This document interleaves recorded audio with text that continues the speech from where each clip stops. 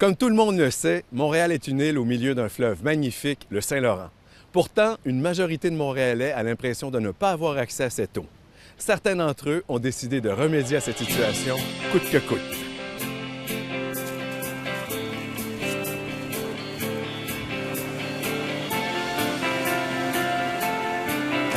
Les gens veulent de plus en plus aller sur le bord de l'eau, ce qui est normal, hein? On est une île, ça serait fou de ne pas en profiter.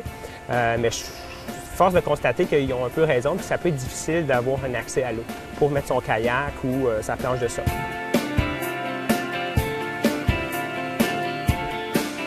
On habite à Montréal sur une île et malheureusement, on n'a pas souvent cette impression-là d'habiter sur une île, qu'on est entouré d'eau. À La Salle, on a le privilège d'être sur l'île, mais d'être en plus sur le bord de l'eau.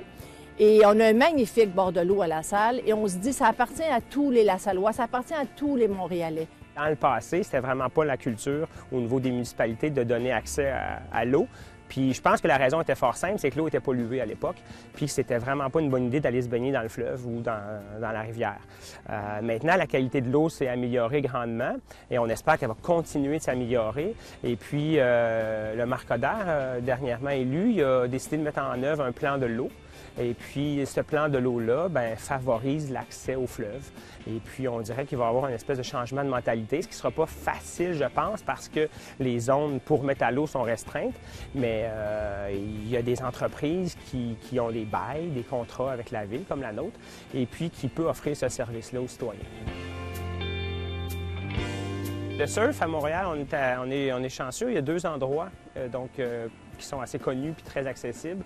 C'est ici, à Ville-la-Salle, on a un endroit qu'on appelle la Wagagi ou la Bunny Wave, qui est vraiment pour les débutants. Ça ne veut pas dire qu'on ne peut pas en faire si on n'est plus débutant, mais est plus accessible pour les débutants. Et il y a Habitat 67, donc derrière les fameuses habitations du même nom. Et puis là où les gens doivent être un peu plus intermédiaires avancés.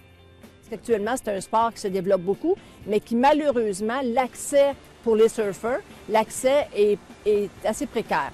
À Ville-la-Salle, ce qui se passe, c'est que ça attire beaucoup de gens, beaucoup de curieux. Il y a une piste cyclable qui passe tout près de la vague, tout près du bord de l'eau. Et puis, ça peut engendrer des accidents. Parce que les gens arrêtent. « Hey, du surf à Montréal, wow, c'est spectaculaire, ils sont curieux, ils arrêtent. » Donc, il y a une espèce d'amoncellement de cyclistes. Les autres cyclistes ne les verront pas, ça peut être problématique. La problématique, c'est que nous, c'est vraiment à une intersection où il y a la piste piétonne. Juste à côté, c'est la piste cyclable. Et là, on a un amas de personnes qui se retrouvent là. Donc, les gens bloquent pour les cyclistes, pour les marcheurs, ça devient problématique. On est victime de notre succès et puis il y a de l'érosion. Donc, les gens marchent, rentrent et sortent souvent au même endroit, ça fait de l'érosion. Et il y a l'effritement des berges. Donc, on perd du terrain, la rive est en train de tomber, il y a des arbres qui se sont déracinés.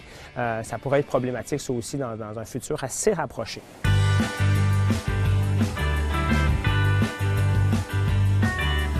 Bonne nouvelle, Mme Barbe nous a confirmé que l'aménagement du site de la Wagagi était prévu dans le prochain programme triennal d'investissement de la Ville de Montréal. Et selon Hugo Lavictoire, on pourrait même songer à créer de nouvelles vagues tout autour de Montréal, en commençant sous le nouveau pont Champlain.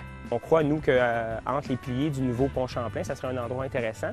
Ils ont reçu notre projet, on va avoir des nouvelles à un moment donné, mais je pense que ça va prendre plus que ça va prendre de la volonté politique, parce qu'on sort un peu du commun, et puis il faudrait que les gens décident de dire « OK, oui, ça nous tente, c'est intéressant », et puis moi, je trouve qu'en ce moment, avec la machinerie, l'équipement qui est là, ça serait pas de faire des nouvelles aménagements, mais plutôt de le faire d'une façon différente, et on pourrait minimiser les coûts substantiellement. Et pourquoi pas? Après l'Australie, Hawaï, Bali, en y mettant un peu d'effort et de concertation, Montréal pourrait peut-être devenir une destination privilégiée par les surfeurs du monde entier.